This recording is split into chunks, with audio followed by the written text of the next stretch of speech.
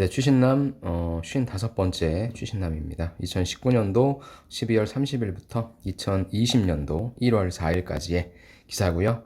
연말과 연초에 나오는 기사들이라 거의 제가 산업 위주로 기사들을 정리해 왔습니다. 그래서 모든 산업들이 있는 건 아니고요. 반도체, 가전, 조선 등등 있으니까 거시적인 관점의 틀을 잡기에 좋은 기사들입니다. 그래서 채용 공고 열리는 것들을 조금 반영해서 거기에 맞게 가중치를 부여해서 좀 한 번씩 보도록 하겠습니다. 첫 번째 기사입니다. 반도체 산업입니다. 땡땡 리스크 완화에 디램 수요 회복 기대감. 그래서 일단 코로나 사태 이전까지는 반도체가 다시 반등할 거다라고 하는 얘기가 많이 나왔습니다. 첫 번째 이유는 무엇이냐? 미국, 중국 리스크 완화죠. 무역 전쟁이 조금 완화되면서 다시 한번 디램 수요가 회복될 거다라고 하는 기대감이 있었습니다. 그래서 2020 경제기상도 업종별 전망 반도체 기사입니다. 자, 지난해 미중 무역 분쟁과 공급 과잉 등 대내외 이슈로 크게 꺾였던 메모리 반도체 산업, 올해는 완연한 회복세에 들어갈 것으로 예상된다. 그럼 우리는 왜 그런지에 대한 이유를 보면 되죠. 그 이유는 무엇입니까? 먼저 5G 이동통신 시대가 본격화함에 따라 스마트폰이 5G 통신으로 다 바뀌는 거죠.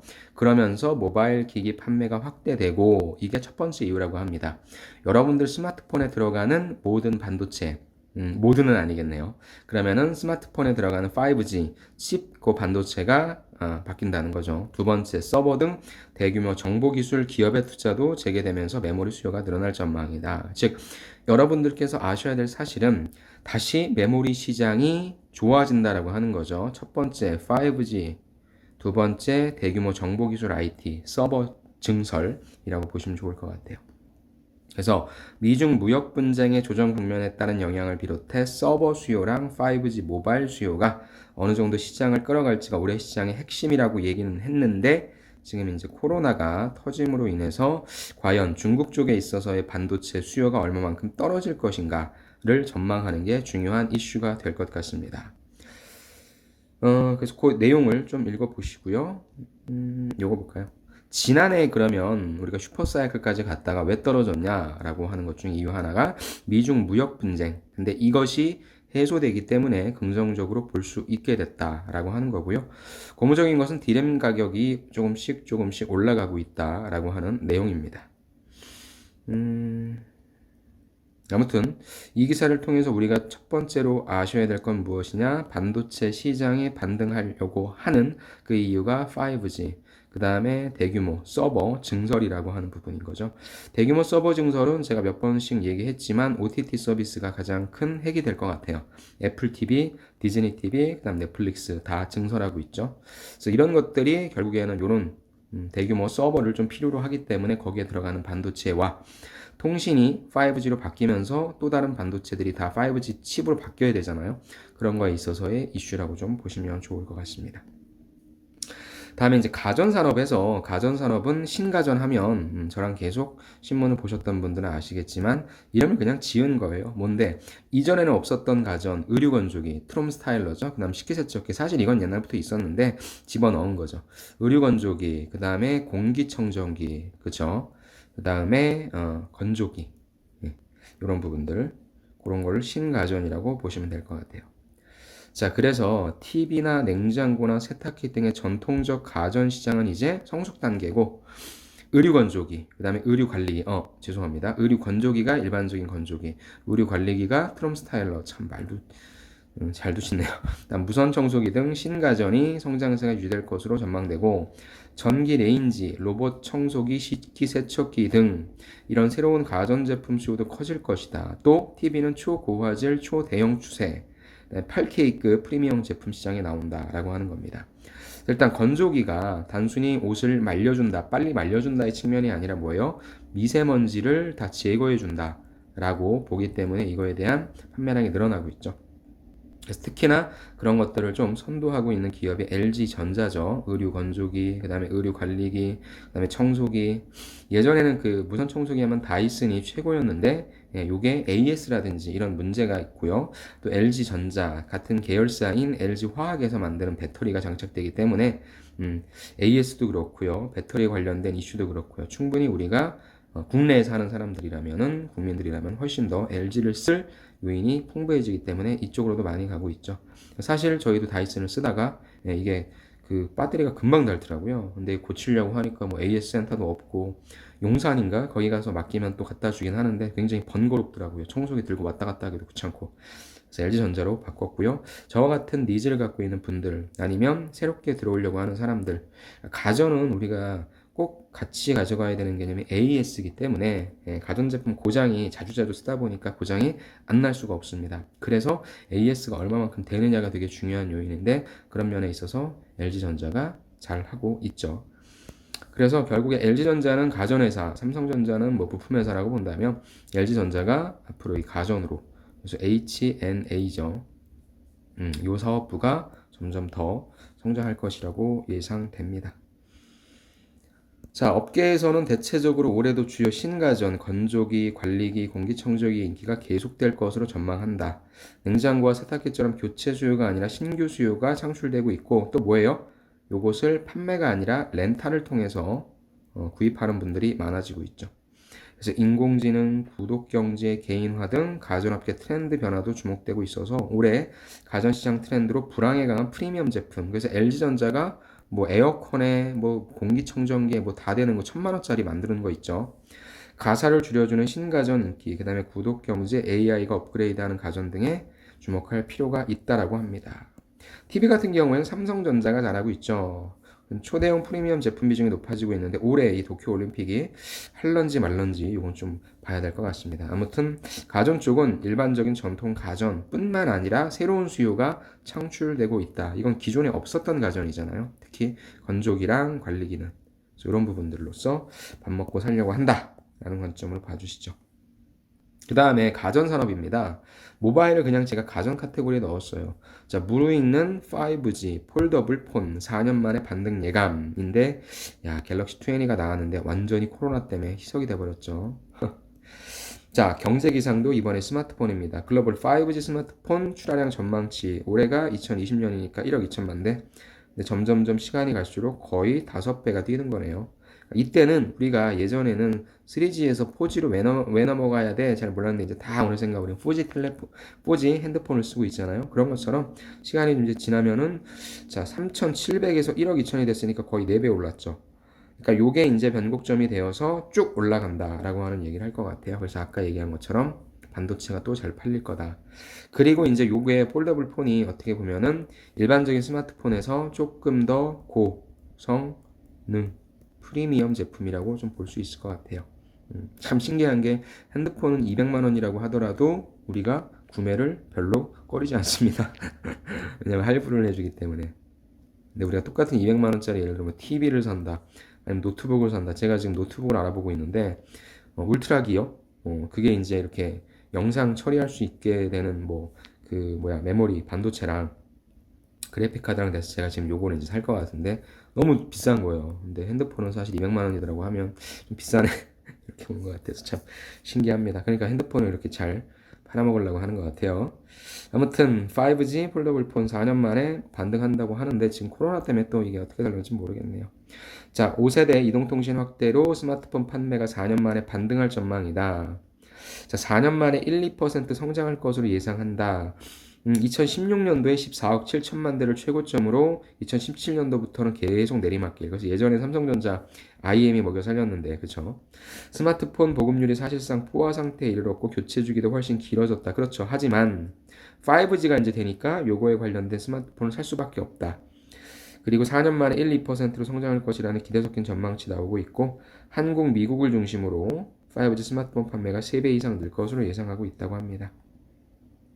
그다음에 이제 애플도 올해 이제 5G가 나온다고는 얘기를 하고 있죠. 좀 봐야 될 것 같아요. 근데 지금 뭐 스마트폰이 문제가 아니라 코로나가 좀 문제라서 빨리 이게 좀 종식이 됐으면 좋겠네요.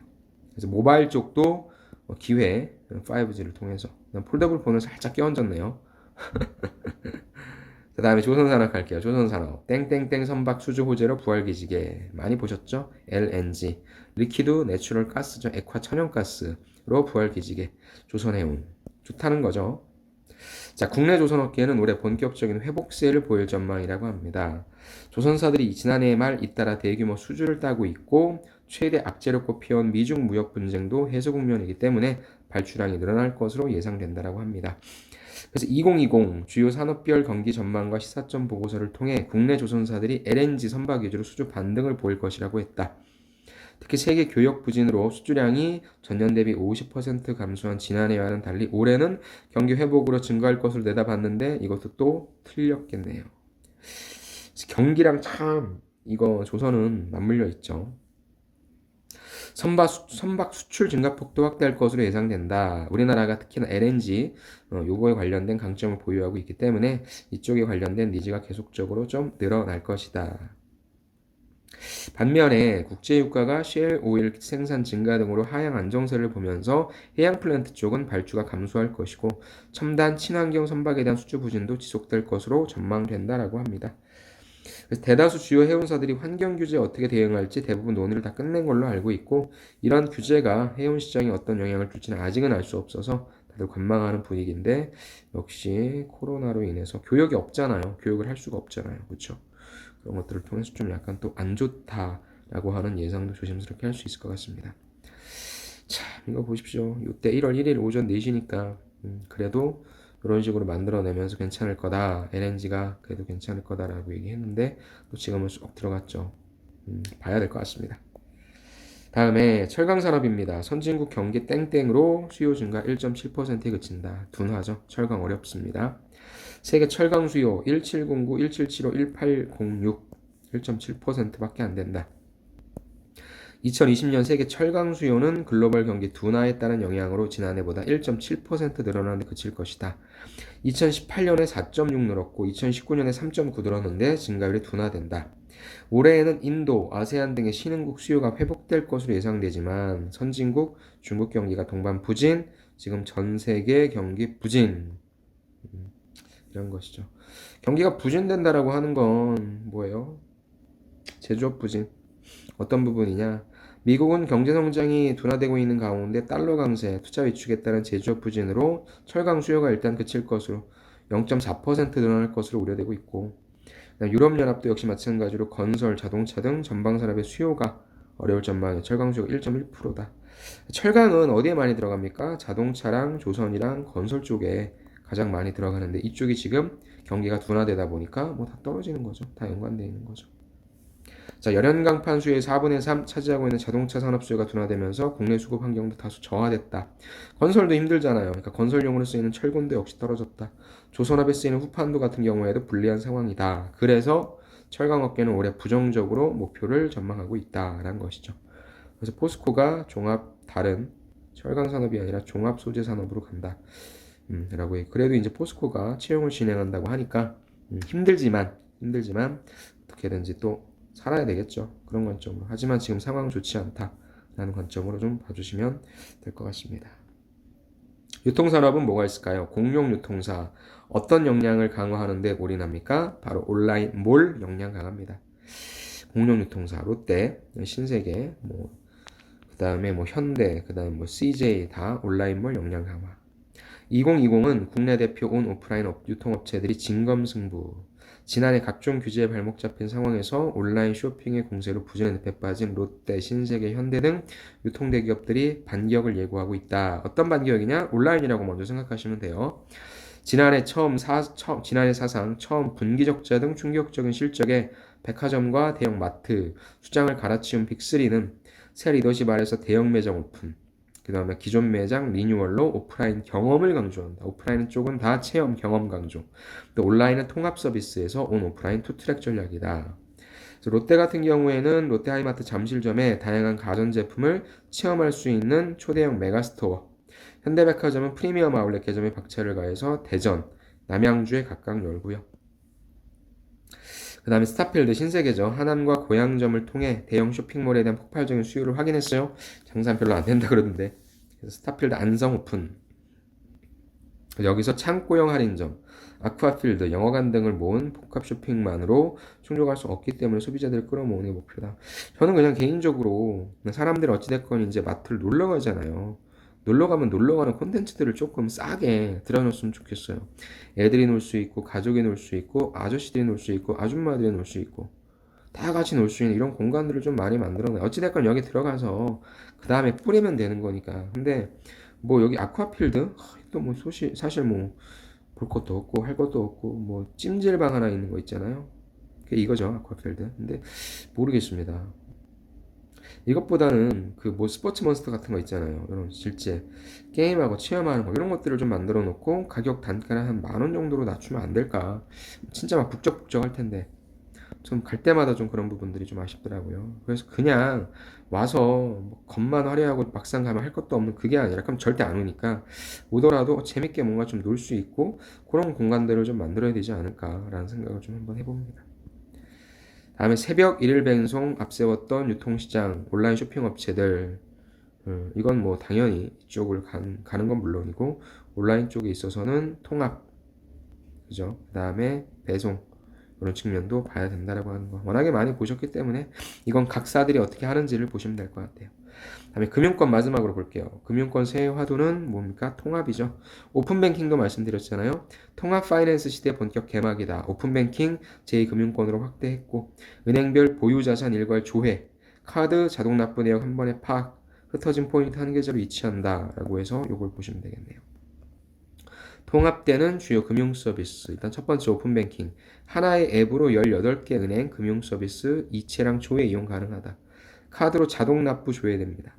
여러 카드사에 등록된 자동 납부 내역을 한 번에 조회할 수 있고요. 카드 포인트 통합 현금화 시스템. 보유한 모든 카드 포인트를 한 번에 원하는 계좌로 이체할 수 있고. 은행권 자산 통합 조회. 다른 은행의 금융 자산을 일괄 조회해서 대출 금리나 한도 산정 등에 뭐 쓴다라고 하는데 실제 우리 생활에 되는 요거 하나밖에 없죠. 오픈뱅킹. 그냥 볼 수 있다라고 하는 거. 그냥 조회할 수 있다, 이체할 수 있다. 이게 뭐 우리 입장에서는 제일 큰 거죠. 그래서 일단 조금씩 통합되고 있다라고 하는 측면으로 좀 봐주시고요. 그래서 화두가 통합 파이낸스다. 그래서 금융 소비자 편익이 한 단계 더 제고될 전망이라 하고요.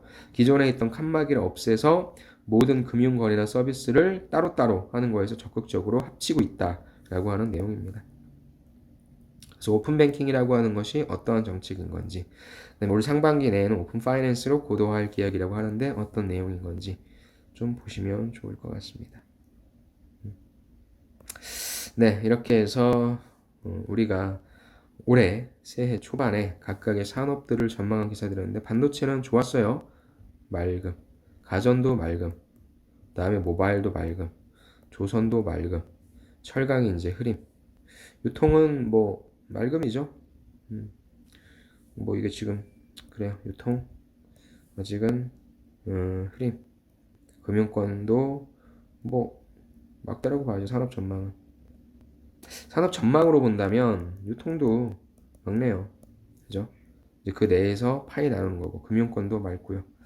그래서 어찌됐건 다 괜찮았는데 이제 각각의 기업들이 처한 상황은 조금씩 다를 수 있어도 전반적인 산업 현황은 좋았는데 요놈 코로나 때문에 어떻게 될 것 같았죠? 반도체 힘들어질 것 같고 가전 수요 늘어날 것 같아요. 우리가 이제 뭐 호흡, 뭐 먼지 이런 부분들에 있어서 워낙에 좀 중요해서 그래서 그 뭐죠?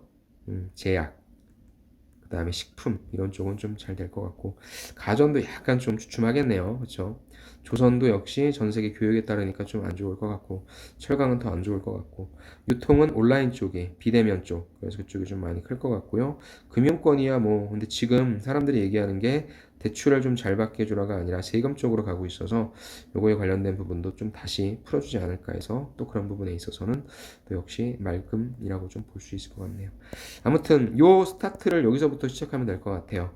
그래서 이런 것들로 지금 어떻게 변화하고 있는지 그럼 지금 요 포스코 그다음에 지금 롯데 일단 여기서부터 스타트를 했으니까 여기에서부터의 어떤 관점부터 해서 하나하나의 기사들을 조금씩 더 하신다면 여러분들이 기업 분석하실 때 있어서 조금 더 도움을 받으실 수 있겠네요. 네, 굉장히 지금 흉흉합니다. 뭐 증시가 폭락하고 있고 서킷 브레이크가 뭐 발동되고 있는데 예전에도 그랬어요. 예전에도 2008년도에도 글로벌 금융위기 떴을 때 뭐 전 세계가 망할 것처럼 했는데 다시 나아질 거다라고 하는 확신은 분명히 있습니다. 그래서 일단은 여러분들 요걸 잘 견디시고 여러분들이 뭐 주식 투자하는 분들이라기보다는 취업을 준비하시는 분들이 많을 테니까 최악 이번 3월 달에 빨리 롯데처럼 포스코처럼 채용 공고를 빨리 그래도 내는 기업들이 많아지기를 바라면서 상반기와 하반기가 통합되는 채용 이런 건 전에도 없었고 앞으로도 없을 이런 일은 발생하지 않았으면 좋겠다 생각하면서 제가 누누이 말씀드린 여러분들 뭐 해야 된다 자기소개서 써 나가시면서 준비하시기 바랍니다. 그래서 어떤 시점이 딱 되었을 때 여러분들이 바로바로 대응할 수 있는 그러한 모습이 되었으면 좋겠습니다. 자, 흔들리지 마시고 끊임없이 정진하시길 바라며 저 또한 그렇게 한번 해보도록 하겠습니다. 그럼 다음 시간에 찾아뵙겠습니다. 수고 많으셨습니다. 감사합니다.